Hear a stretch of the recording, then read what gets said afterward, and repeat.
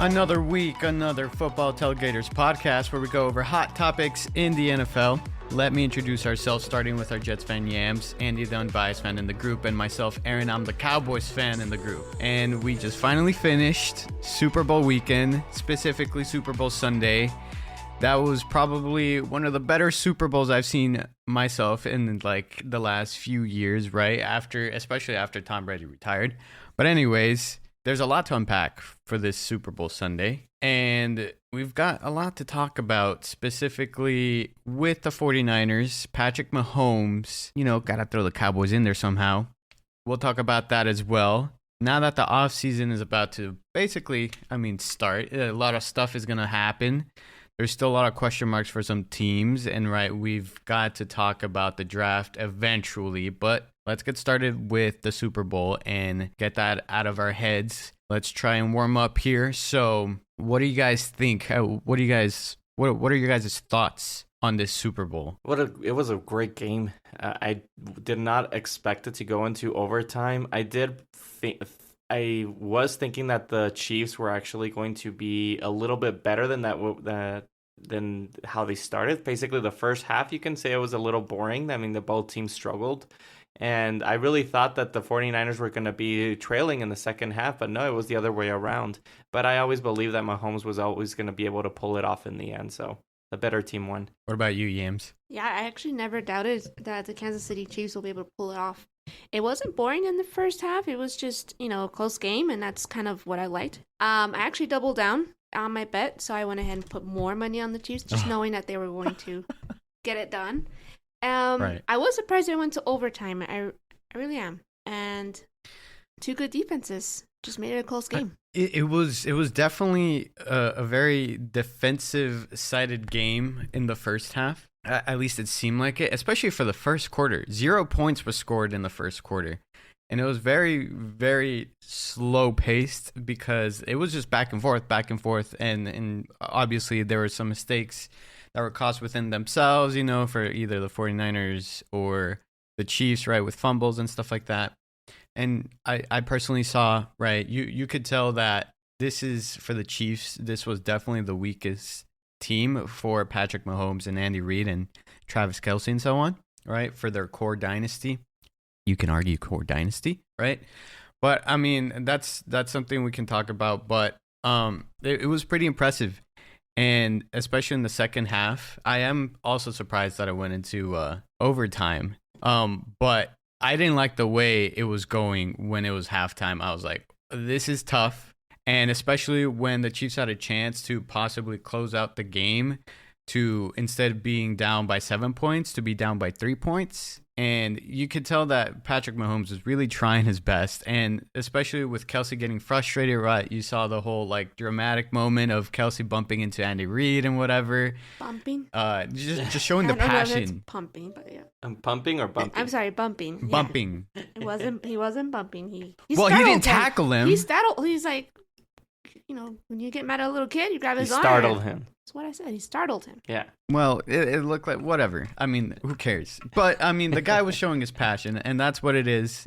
Patrick Mahomes, Kelce, those players, those are very passionate players, especially with Chris Jones at the beginning. You saw him crying again.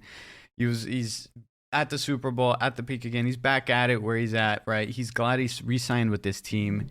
And they're so far, they're proving to be one of the best teams out there in recent times, right? Right after the whole dynasty with the Patriots and Tom Brady and Bill Belichick. This is something special. So that's going to segue into this question. I'm going to ask you guys this. Is Patrick Mahomes at Tom Brady's level? It might be too early. I know it's all about the rings, and I'm sure Patrick Mahomes will get there. But right now, I do think that he is a whole lot better than Tom Brady because he's more athletic. And, that's it. I don't know. It's too early to say. Based on stats, Patrick Mahomes has done more than Tom Brady based on what each player has achieved by age of 28. Mahomes wins in completing percentage, passing touchdowns, passing yards, rushing, Pro Bowls, all pros, Super Bowl MVPs. You name it. But it's always going to come down to rings. Tom Brady has 7, and that will always squash the comparison, in my opinion. Even Patrick Mahomes said the following after the Super Bowl win last night. Yeah, I hear it. The comparisons. To me, it's always going to be tough because Brady beat me in the Super Bowl. I mean, I'm not even close to halfway, so I haven't put a lot of thought into it. That just solidifies that he still needs more rings in order to compete with Tom Brady. I'm just I think I bet he's so grateful that it's even in that same conversation. To answer the question, he's not there yet, obviously, right? Cuz you're comparing the straight up cuz the rings matter, right? It's 7 Super Bowl rings compared to Patrick Mahomes 3 Super Bowls now. It's statistically you look at the like the stats like when you're playing the games and whatever, but whenever you look at like the success, right, with MVPs and whatever, it seems like at the pace he's at for his age, he's gonna be there as long as, again, it's this whole like dynamic with Andy Reid and Patrick Mahomes, kind of similar to Bill Belichick and Tom Brady, right? And maybe we'll see eventually Travis Kelce leave, right? Chris Jones leaving, and there's gonna be rotations in the roster, and the plan is to keep these two pieces together because they both work so well, and it's so satisfying the way, especially Patrick Mahomes and Andy Reid do it, right? Especially with this Super Bowl, this was a great example. The way they were able to accomplish this win was very impressive and very exciting to watch, and we're gonna get to the point to where we're right now seeing the change of like, wow, these guys are amazing. A lot of people appreciate this, and it's going to get to the point where it's going to be annoying and people are going to hate this guy just like how they hated Tom Brady. And I think that's a shame. But I mean, haters, they're always going to be there. They're always going to be loud. People hate seeing success. That's just what it is. But Patrick Mahomes, I think, has the potential, and I think he will be up there with Tom Brady. I don't know if he'll pass him, but I think he definitely has that potential at the rate he's going right now. I'm with you. We are extremely lucky that we have another type of dynasty after the Bill Belichick, Tom Brady era. Now a new generation is coming to watch the NFL, and this is going to be the new dynasty. And we're seeing a different type of talent than how Tom Brady was.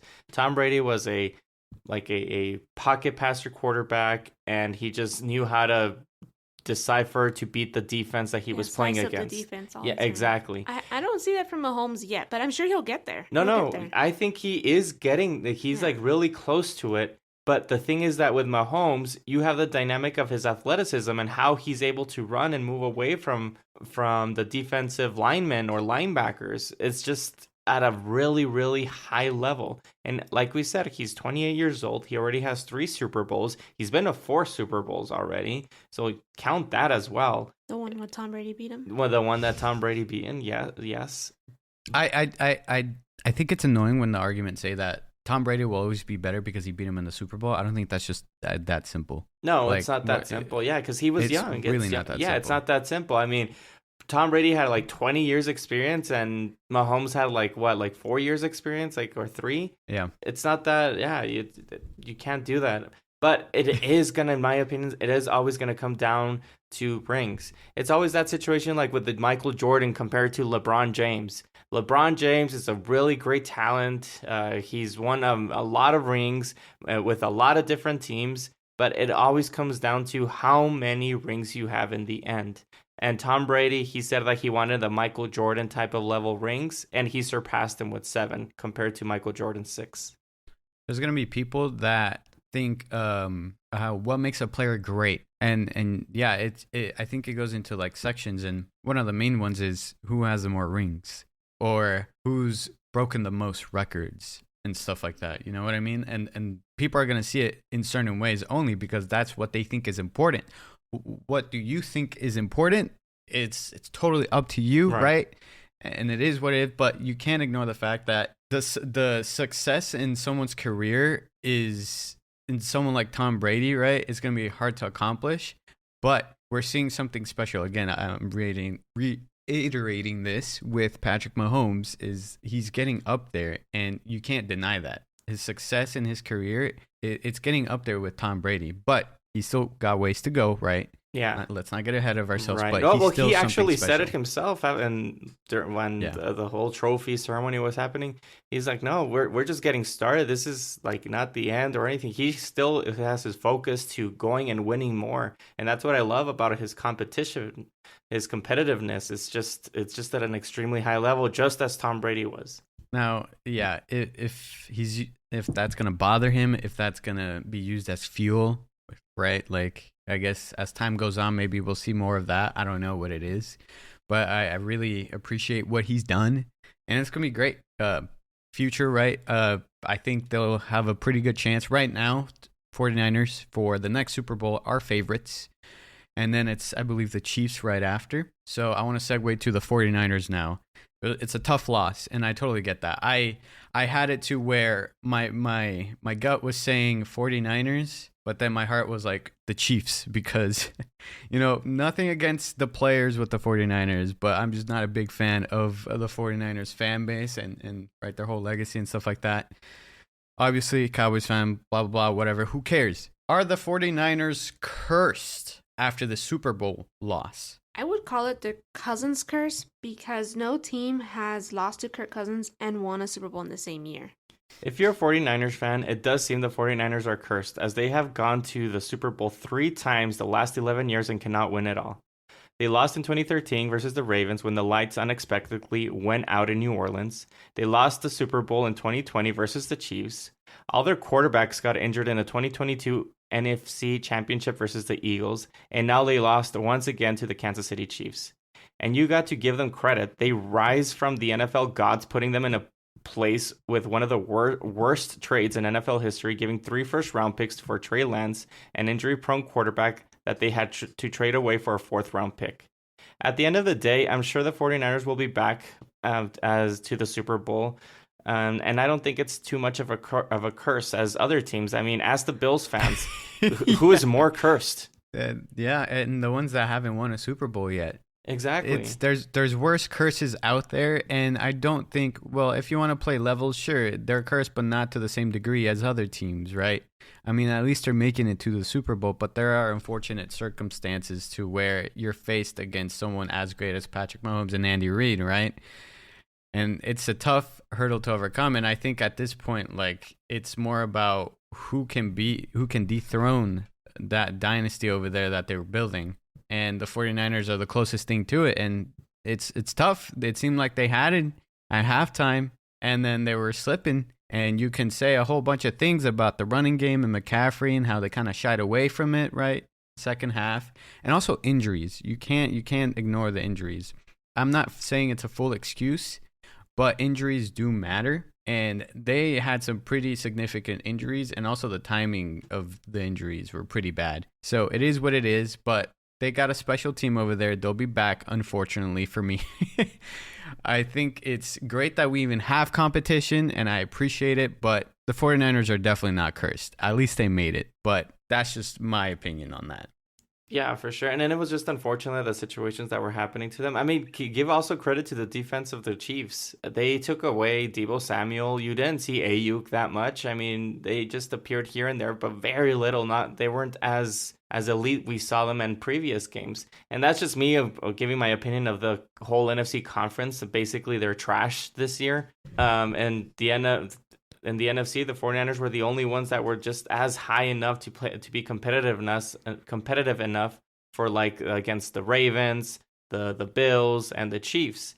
The other NFC teams, they're just a joke to me this year.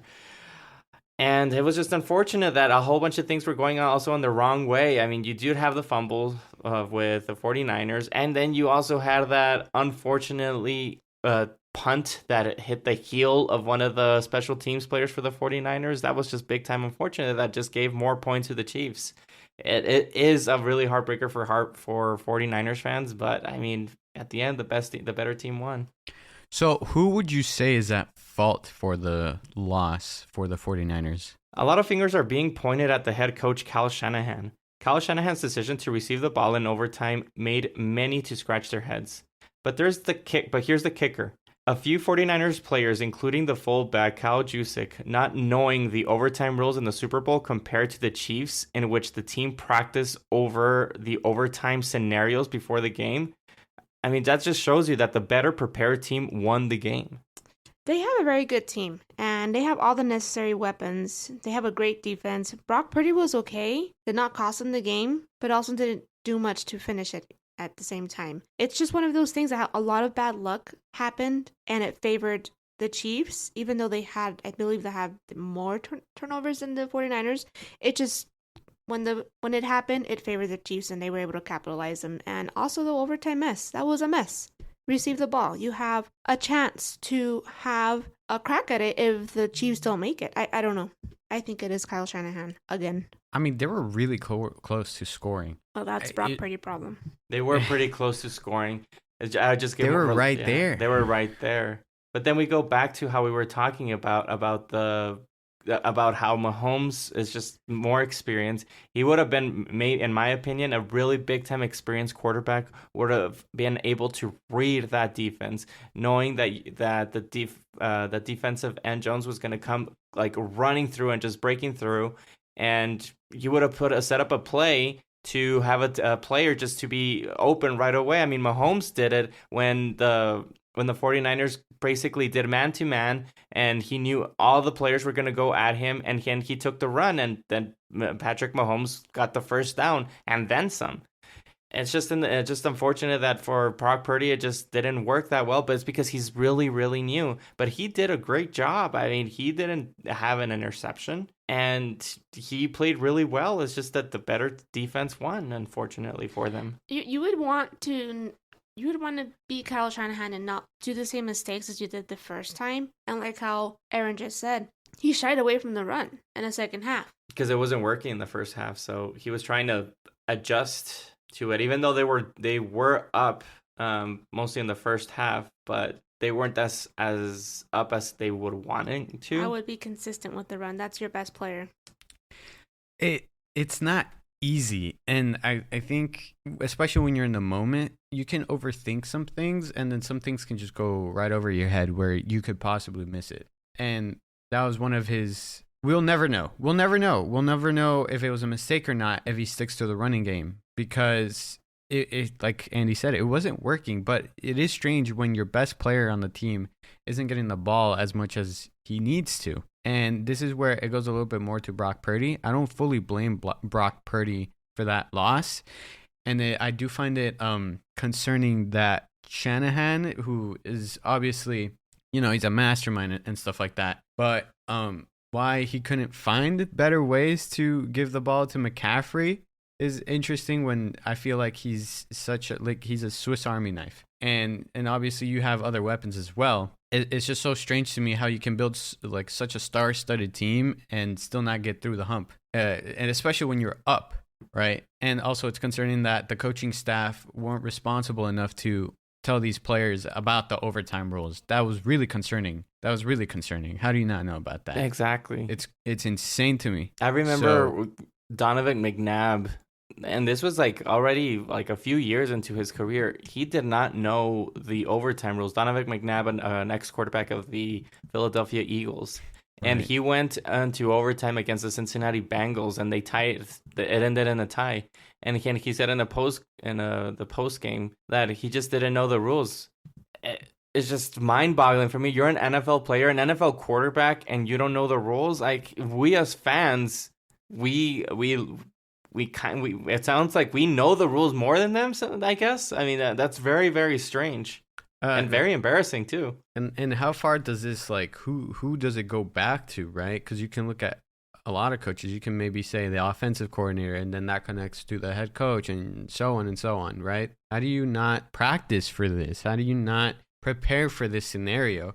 Especially when the game is going to be competitive, which is what your assumption is. You want to try your best. And that's exactly what they couldn't really do, honestly, because they weren't prepared for it. And you can see that. I think the unsung hero, though, is definitely the Kansas City Chiefs defense. They were able to do their job and more, and they were able to buy plenty of opportunities for Patrick Mahomes. And I think that it's just kind of like you're seeing a lot of the spotlight to Patrick Mahomes, but oh my gosh, the Kansas City Chiefs defense was amazing. To hold that star-studded team on the other side, the San Francisco 49ers, all those weapons that they have over there, it's crazy to me the way it went down. But I would say it's Brock Purdy, right? Because the guy isn't all that great. Obviously we know he's no Patrick Mahomes. No shot he is. And I wouldn't put him anywhere like below 15, top 15 quarterbacks, obviously. I would say that's partially his fault because he wasn't able to make some throws, and it shows more of who he is as a player, right? And how he's able to handle those moments under pressure. And also, I blame Kyle Shanahan for obviously a bunch of questionable things that could have affected this game, which was probably shying away from the running game, right? Maybe even preparing for scenarios like the overtime. And I don't know. It's just so strange to me. I don't know. I don't know. Just before we move on, I just want to compare of how the players didn't know the overtime. I mean, if you compare to the day-to-day working Joe, I mean, when you go to school, I mean, we can see in Hard Knocks that each type of player, if either you're a running back or a linebacker or cornerback, there's always a coach for that particular position, and then you have a room where you go into the teachings of what you should do in this situation and what the situation. I mean, why wasn't the overtime rules ever explained, especially if you're going into the Super Bowl? And then also, I blame the players. You as a player, this is your job, this is your passion, supposedly, to get all the way to this level in the NFL and to get to the Super Bowl, and you don't know the rules? A passionate person will know dead end and dead out all of the things that when you're selling a product as a salesman. You would know everything about the product in order to just be able to sell it. And if you are a player and you don't know everything about your product, that is very, very unfortunate for that team. And that's why I also point the blame at the players as well. Definitely 100%. I think it's more of the players because so simple the fact that you played that game, right? You play football. How do you not know about your own rules, right? And especially something so important. Is this perhaps maybe them being cocky and getting too comfortable at the fact that, hey, this is such an easy ride to the Super Bowl and winning the Super Bowl, and especially when it was so, I guess, it was well known that this is the weakest Kansas City Chiefs team we've seen under Patrick Mahomes and Andy Reid. Right, in the offense. Yeah, in the offense. I think it was them getting too comfortable with the situation and not trying hard enough. And I think that was something that might have affected that. I'm not saying that that's exactly what it was, but to me it makes sense. You know? Yeah, right. Yeah, and it's just, I know that we're going to be talking about a player, and it could be like how you're saying that just players are just spoiled and maybe they think it's just an easy ride.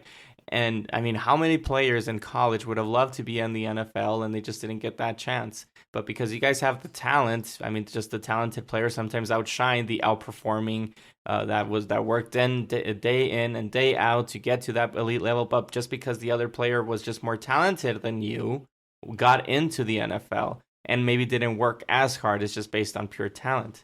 And a lot of these players, I believe, just take it, how would you say it? They don't know what they have. They take it for granted. Yeah, they take it for granted, exactly.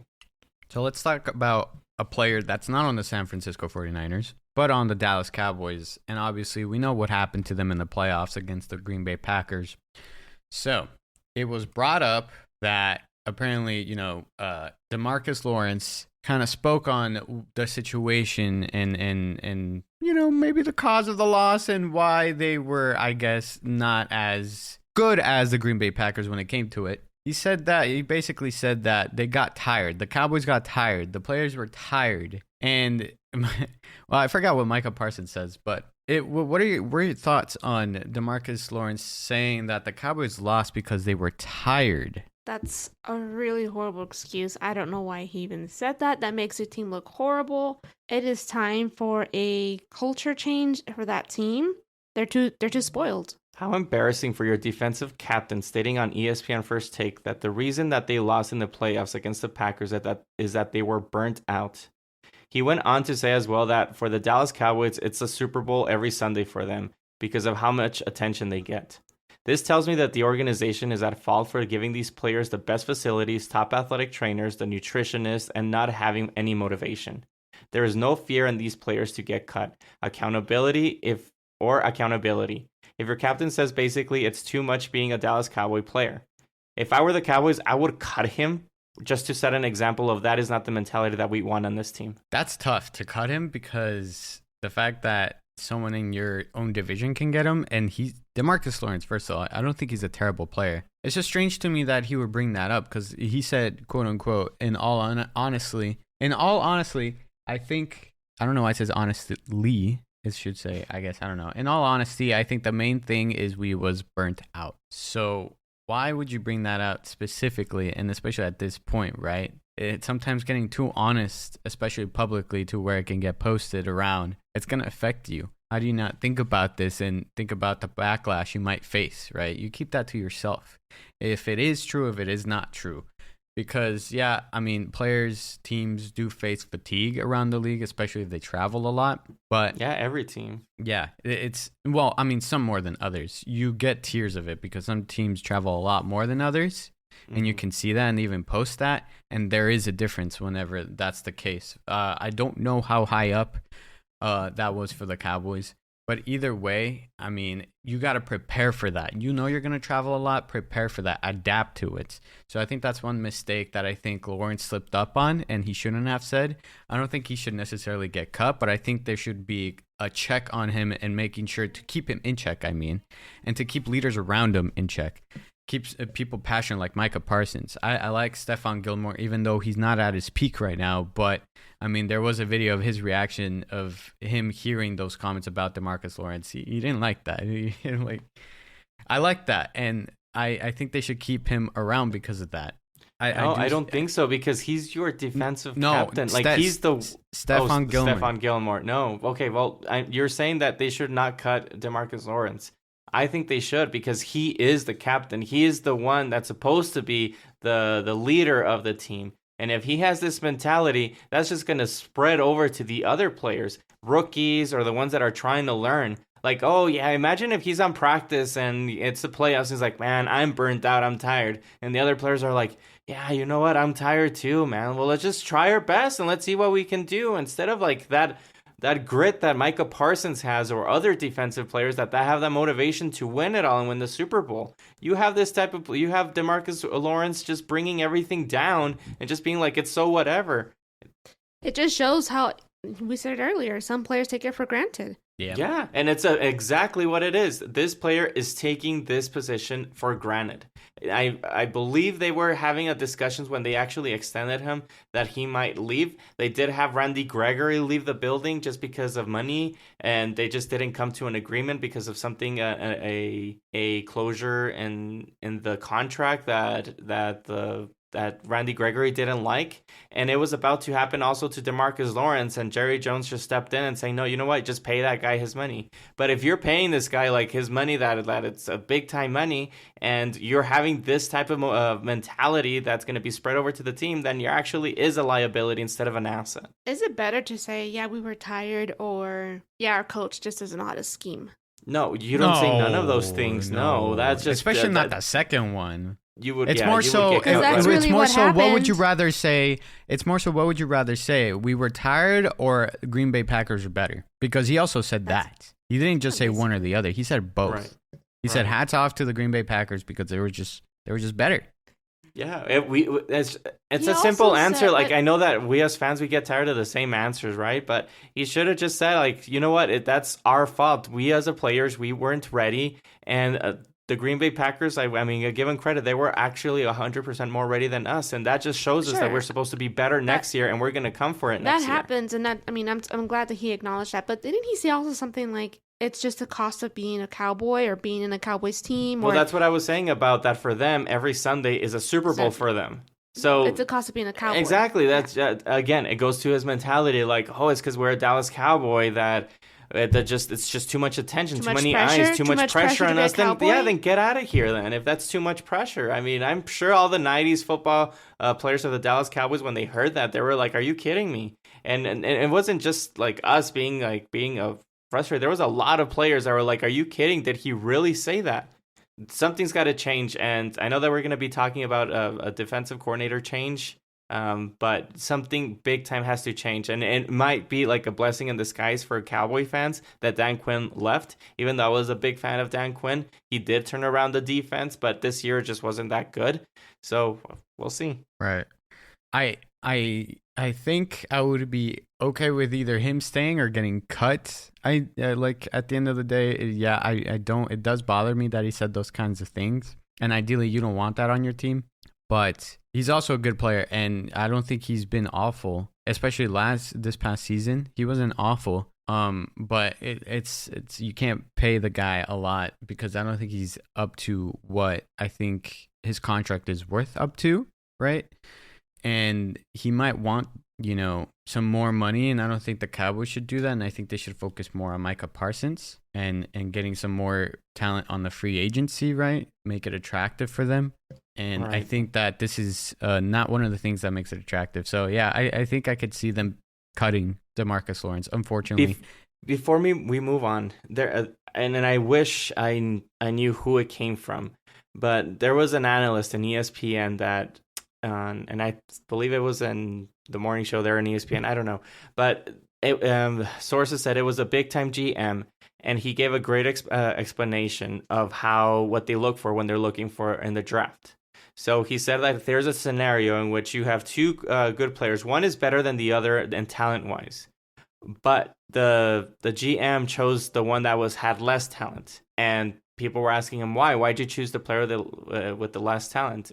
And he said, well, okay, the one with the best talent, he's just gonna get the points, he's gonna get the catches and the stats and everything, but he's gonna be the one that's gonna be going out and bringing other players to the club with him. Yeah. The other player that's less talented, he's the one that did not go out, and he's the one that he's in practice trying to get better and setting an example for the others. Even though it doesn't show that he's much of a leader, but that player is not going to be affecting the whole team like the other one that's a better talent affecting the others. That's what looks like. That's a type of situation that is happening here. Mm-hmm. Yeah, good talent, but it's affecting others. That's my problem. Yeah, that makes sense, and I agree with that. Let's move on to the defensive coordinator position for the Cowboys. Obviously, we all know at this point, unless you've been living under a rock, that Dan Quinn is now with the Washington Commanders, and the position of the defensive coordinator for the Cowboys is open. And there's a report that Rex Ryan interviewed for that position, for the defensive coordinator position for the Cowboys. What are your thoughts on maybe him being the new defensive coordinator for the Cowboys? I hate this. I really do hate this. I love Rex, and I wish he would come back to the Jets and take us back to a Super Bowl run. He didn't finish his work over there. But he's a great defensive coordinator, and I think he's a decent head coach as well. He would change that attitude as soon as he walks in. You won't hear any tired legs.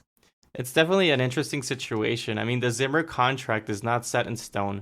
Rex Ryan received a call from the Dallas Cowboys right before Adam Schefter reported that Mike Zimmer was going to be the new defensive coordinator on Sunday morning. The call was a follow-up from a Dallas Cowboy when the Cowboys actually met with Rex Ryan, according to reports that Jerry Jones actually loved him, and they were just asking him, like, what are your thoughts? Are you going to come over or not? Rex Ryan has had a top 10 defense in all his coaching years with Baltimore and the New York Jets, except for 1 year. He had a top defense at Baltimore from 2005 to 2008 and as a Jets head coach from 2009 to 2013. We all know his personality and how players love to play for him. The defensive captain player Rex of the Dallas Cowboys, Demarcus Lawrence, saying that the team was burnt out is just a big-time example of why this team needs a Rex Ryan, because that mentality will not happen with Rex Ryan. It seems for me that that a dose of Rex Ryan is what the Dallas Cowboys need. It gets you thinking about how it was under Dan Quinn, especially now that this report about Demarcus Lawrence saying that they were tired and whatever. What does that say about the Cowboys defense, right? And it makes you think, and who else thinks that way? Obviously, there was some backlash within the teammates, right? I think, so it was Stephon Gilmore. Michael Parsons just seemed to laugh at the situation, and I think even Brandon Cooks had an opinion on it. Now that you have someone well-known with their personality, right? We know how Rex Ryan is. I think this is one of the best possibilities for the Cowboys, one of the best options for them to go through with defensive coordinators. And I like it. I don't think that maybe it's the ideal one, but in the position that they're in and the availabilities compared to like other coaches like Zimmer, Andy said, right? I kind of like him. I kind of like Rex Ryan better. And as what it seems like, I think he's going to be the defensive coordinator. I hate it. I think it's an attractive option for the Cowboys, and I think they'll go through it. I hate it. He's going to finish a job that he couldn't do in the Jets, and it's going to drive me bonkers. Wait. Here's the situation. Don't get ahead.